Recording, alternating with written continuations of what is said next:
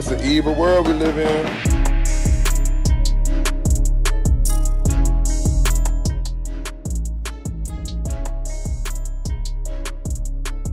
You need like toxic people, toxic men.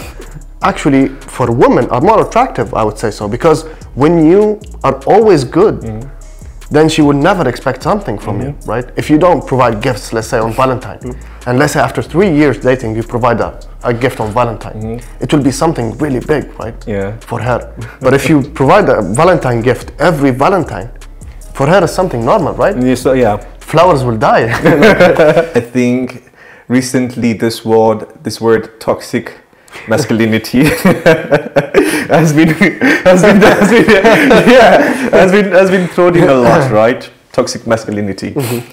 What do you understand by that word? Because for me, I cannot define it, because to me, right, the words that how they define it, especially some of this, let's say, left-wing feminist, it's actually the traditional role of a man, right? So what do you understand about when someone says toxic masculinity? I don't believe in these things. I don't believe in them. These words, like, they were created from the soft people, right? I would definitely say these things are not true. They shouldn't be visible within our world. And this one of the main things that made a lot of genders, right? Yeah. It's like a domino. You get something and it follows another thing, right? And it keeps going in a row. And this toxic masculinity, like, I would say, it's quite, it might be something. There are some people who are aggressive, I would say, beating, hitting a person. Of course, it's not allowed, but being dominant is actually something for the man, right? And since, let's say, we have been living for the humanities for 30,000 years, since 30,000 years, your grandfather, your ancestors, they were always, the man is dominant. Now it's quite different. So I would say toxic masculinity is something that shouldn't be normalized. And just like there are other people who have an opinion that toxic masculinity is something, there should be people who can actually speak out and say that toxic masculinity is like bullshit. You know, to me, like, I completely, you know, I agree with you. I don't actually, why I said I cannot give you a definition, because I don't think it actually exists. Because if somebody is toxically masculine, you're attributing that he's toxic because he's a man, because of his masculinity, which doesn't really make sense, right?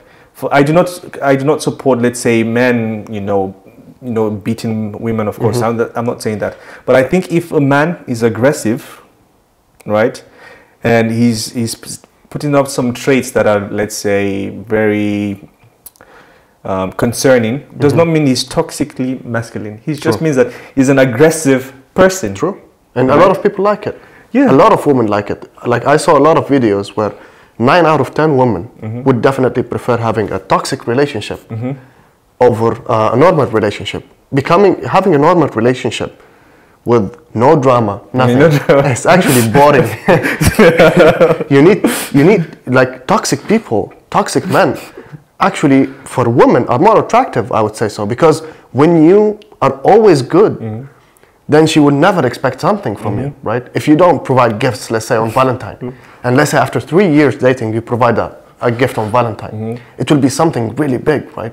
For her. But if you provide a Valentine gift every Valentine, for her it's something normal, right? Flowers will die.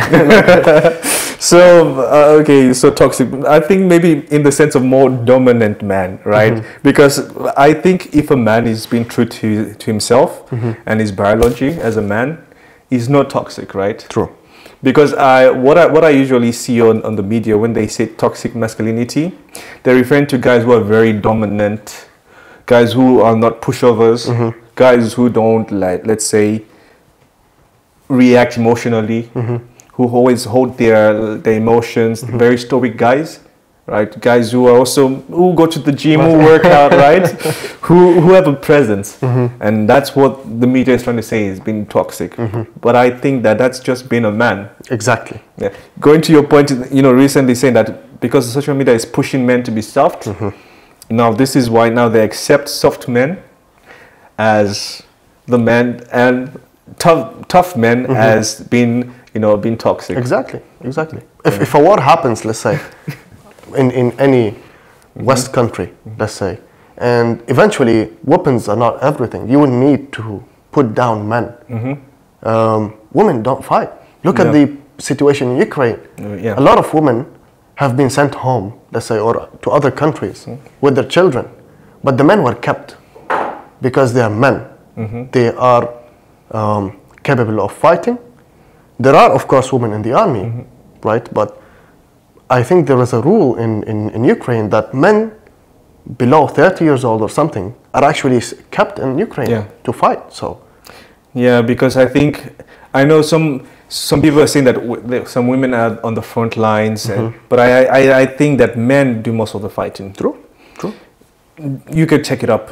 I'm not being sexist, but men are the ones on the front line, right? Because if you think about the situation in Ukraine, women are afforded and kids are afforded the right to leave.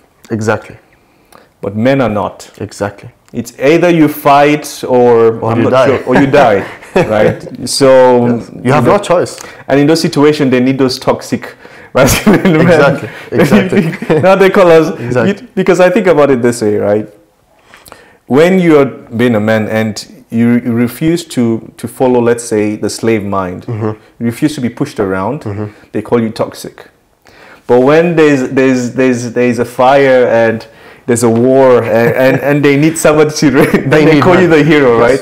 They call that guy who is toxic. Yes. You know, the more toxic you are, the more toxic the better you are at work. Yes.